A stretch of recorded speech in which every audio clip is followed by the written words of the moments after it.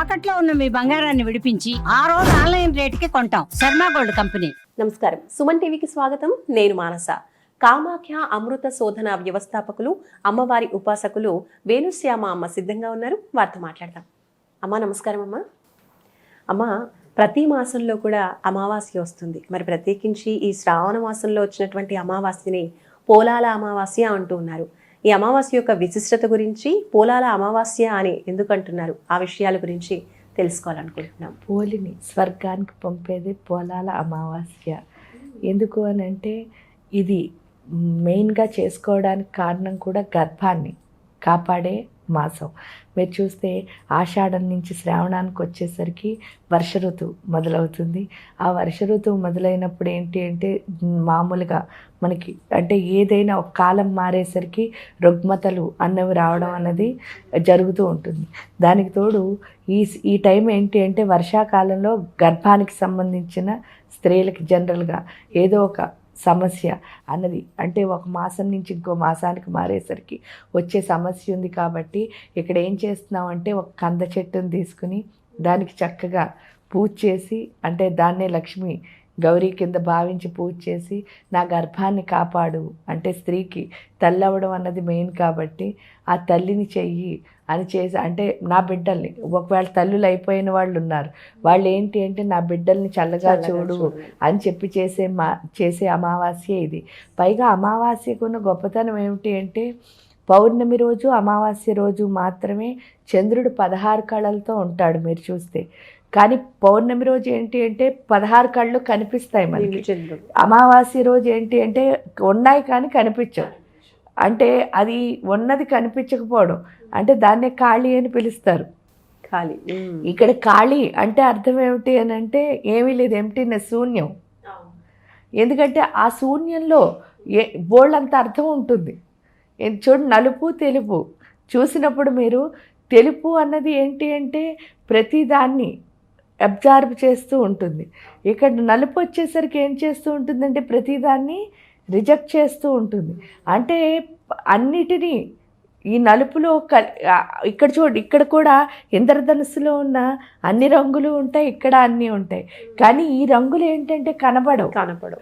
కనిపించకపోవడం వల్ల ఏమవుతుంది అంటే మనం ఎప్పుడైనా పనిచేసే ఒక దాన్ని పనిచేయడం ఆపించేస్తేట శరీరంలో, అంటే శరీరంలో ఒక పార్ట్ ఏదైనా వైకల్యం ఉన్నవాళ్ళని మీరు చూసినప్పుడు ఆ పార్ట్ కనుక పని చేయకపోతే మిగతా పార్ట్లన్నీ చాలా గొప్పగా యాక్టివేట్ అయిపోతాయని అంటారు. అంటే ఏదైనా ఏ వైకల్యం ఉన్నా సరే ఇక్కడ కూడా అంతే. ఏంటి అంటే మొత్తం 16 కళలు ఉండడం వల్ల చంద్రుడు దేనికి అధిపతి అంటే మనస్సుకు అధిపతి. మనస్సుకు అధిపతి అవడం వల్ల ఏమిటవుతూ ఉంటుందంటే ఒక్కొక్క తిథి మారుతున్నప్పుడు మనసులో చంచలత్వం అంటే ఫ్లక్చువేషన్స్, ఆలోచనల్లో ఈ ఆలోచనల్లో ఎప్పుడైతే ఫ్లక్చువేషన్స్ అన్న వచ్చేస్తున్నాయో దానికి ఏకాగ్రత అన్నది పోతుంది కదా. ఇక్కడికి వచ్చేసరికి ఏమవుతుంది అంటే మనం మంత్ర సాధన అందుకనే వాళ్ళు ప్రతి అమావాస్యకి ఏదో ఒక విశేషం పెట్టారు మీరు చూస్తే, సాధన చేయడం కోసమే. ఇక్కడ ఎప్పుడైతే సాధన చేస్తున్నామో ఆ చంద్రుడు ఏం చేస్తాడు, మనం ఆధ్యాత్మిక సాధన ఏది చేసినా సరే మైండ్ అన్నది ఫస్ట్ బ్యాలెన్స్ అయిపోతుంది. ఎందువల్ల మంత్ర సాధన అన్న దాంట్లో ఉన్నది ఏంటి అంటే మనస్సుని నిశ్చలంగా మార్చడం. ఆ మనస్సుని ఎప్పుడైతే నిశ్చలంగా ఎందుకు మారుస్తుంది అంటే అమ్మవారిని మాతృకావర్ణ రూపిణి అని అంటారు. ఈ 51 అక్షరం ఏదైతే ఉందో వాటిని చదవడం ద్వారా మన శరీరంలో ఏమవుతోంది అని ఒక్కసారి చూస్తే అమ్మవారి యొక్క స్వరూపం ఏర్పడుతుందిట. అందుకే మాతృకావర్ణ రూపిణి. అప్పుడు ఈ అక్షరాలు చదవడం ద్వారా ఏమవుతుంది, మంత్రం చదవడం ద్వారా మొత్తం శరీరంలో ఎప్పుడైతే ఆవిడ రూపం ఏర్పడిందో మైండ్ అన్నది నిశ్చలంగా మారిపోతుంది. అది ఈ అమావాస్య రోజు చేస్తే మరింత తొందరగా ఫలితం అన్నది వస్తుంది. ఎప్పుడైతే తొందరగా ఫలితం వచ్చిందో అది రావడం ద్వారా ఏమవుతుంది అని అంటే మన మనస్సు పూర్తిగా నిశ్చలం అయిపోవడం వల్ల మిగతా పార్ట్లన్నీ అవి ఎలా పనిచేయాలో అలా పనిచేస్తాయి. అంటే ఇక్కడ ఒక్కొక్క దానికి ఒక్కొక్క జ్ఞానం ఉంది. అది వదిలేయడానికి కారణం ఏంటి అంటే మనకి దేవుడు వాక్ ఇచ్చింది కూడా ఎందుకు, 2 విషయాలకి. ఒకటి మనకి తెలుసున్నది అందరికీ చెప్పడానికి, తెలియంది తెలుసుకోవడానికి. ఆ 2 చెయ్యం, మిగతా పనులన్నీ చేస్తాం ఆ మాటతో. చేయడం వల్ల ఏమవుతుంది, ఎంత ఉన్నామో అంతే ఉంది. అంతే ఉంటున్నాం. అలా కాకుండా వీటికి ఏ జ్ఞానం ఉందో దాన్ని కనుక మనం చేయగలిగితే జరిగేది ఏమిటి అని అంటే, ఈ సృష్టిలో ఎప్పుడైతే ఆ జ్ఞానం ఎప్పుడైతే మనం చేస్తున్నాం అంటే, ఇప్పుడు కళ్ళు ఉన్నాయి, అవి ఎందుకు అంటే ఫోకస్ అన్నది. కానీ మనం కళ్ళతో డీవియేట్ అయిపోతూ ఉంటాం. ముక్కు ఎందుకుంది అంటే శ్వాస పీల్చడానికంటే, శ్వాస ఎప్పుడైతే పూర్తిగా అంటే రెండు బ్యాలెన్స్గా వస్తుందో అప్పుడు పూర్తి బ్యాలెన్స్ అనేది మన లోపల వచ్చేస్తుంది. ఇది నాలుక. రుచి. రుచి అంటే ఏంటి? లిమిటేషన్. అంటే నాకు ఇదే, నా టేస్ట్ ఇది అంటే తిన్న ఉప్పు కారం ఆ రుచులు కాదు. డ్రెస్సులు వేసుకోవడం లేకపోతే షూస్ ఏదైనా రుచే. ఈ టేస్టులు ఎన్ని పెట్టుకున్నామో అంత మన బాడీకి లిమిట్ అయిపోతున్నాం. ఇక్కడికి వచ్చేసరికి ఏమవుతుంది అంటే ఆ లిమిటేషన్ నుంచి అన్లిమిటెడ్కి వెళ్ళాలి అంటే జిహ్వచాపల్యం వదిలేయాలన్నారు. అంటే టేస్ట్ అనేది వదిలేయాలి. అన్నీ మన టేస్ట్లే. ఎందువల్ల అంటే మీరు పలానాదే కట్టుకుంటాను అని అన్నారు అనుకోండి, మిగతా ఏది మీరు ఎంజాయ్ చేయలేరు. అదే అప్పుడు ఏది ఉంటే అది చేసామనుకో, ఈ సృష్టిలోని అంటే ప్రకృతిని ఎంజాయ్ చేయాలి అంటే టేస్ట్ ఉండకూడదు. అర్థమై అంటే ఒక్కొక్క పార్ట్కి ఆ విలువ ఉంది. ఇప్పుడు కళ్ళే ఫోకస్ అంటే మనం ఏది చేయాలన్నా ఏకాగ్రత చాలా ముఖ్యం. మరి డీవియేట్ అయిపోతే ఏకాగ్రత ఎలా వస్తుంది? అందుకని అమావాస్య రోజే పండగ పెట్టడానికి కూడా చాలా పండగలు మీరు చూస్తే విశేషమైన దినాలు అమావాస్యల్లో చాలా వస్తాయి.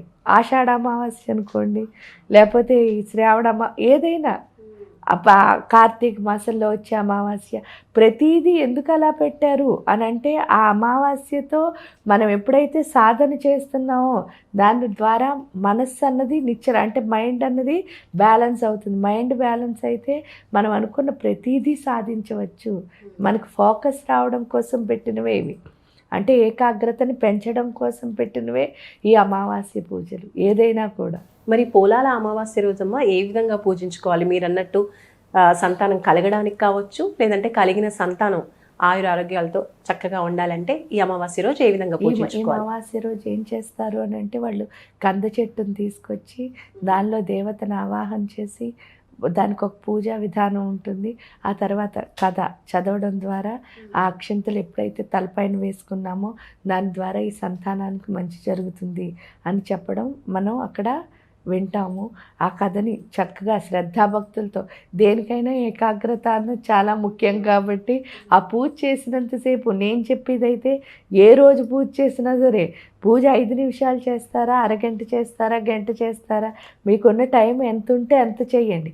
కానీ ఆ చేసిన కాసేపు మాత్రం ఇంకా దేని మీద శ్రద్ధ లేకుండా అక్కడ చేస్తున్న పూజ మీద మాత్రం శ్రద్ధ పెట్టి, అది 5 నిమిషాలైనా పర్వాలేదు, అట్లీస్ట్ 3 నిమిషాలైనా పర్వాలేదు, కానీ ఆ దేవత మీద శ్రద్ధతో చేస్తే ఆ పూజ యొక్క ఫలితం ఏమిటి అంటే మన మనస్సు ప్రశాంతంగా మారుతుంది.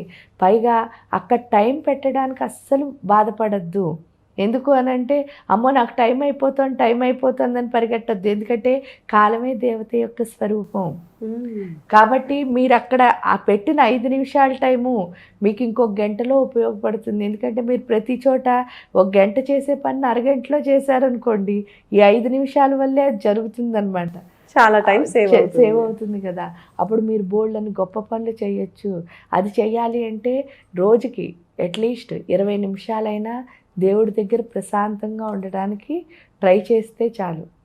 కానీ ఫస్ట్ 20 నిమిషాలు అవ్వట్లేదు, నాకు కంగారు వచ్చేస్తుందని అనిపించింది అనుకోండి, 5 మినిట్సే. తర్వాత 10 మినిట్స్ మార్చుకోండి. ఆ 10 మినిట్స్ని 20 మినిట్స్ కింద మార్చుకోండి. ఆ తర్వాత అదే పెరుగుతుంది. ప్లస్ ఎంత మీరు శ్రద్ధగా చేస్తారో అంత మనస్సు నిశ్చలంగా ఉండి మీరు చేయాలనుకున్న పనిని తక్కువ సమయంలో పూర్తి చేయగలుగుతారు. ఎందుకంటే ఏ కన్ఫ్యూజన్ లేదనుకోండి, క్లియర్గా మీరు చేయాలనుకున్న పని తొందరగానే అయిపోతుంది. చాలా బాగా చెప్పారమ్మా, ధన్యవాదాలు. చూసారు కదండి పోలాల అమావాస్య యొక్క విశిష్టత. ప్రత్యేకించి ఆ రోజు తల్లులు ఎక్కువగా పూజించుకున్నట్లయితే వాళ్ళ పిల్లలు ఆరోగ్యంగా ఉంటారు. చక్కగా అందరూ కూడా పూజించుకోవచ్చని మనకి అమ్మ తెలియజేస్తున్నారు. చూస్తూనే ఉండండి సుమన్ టీవీ. నమస్తే.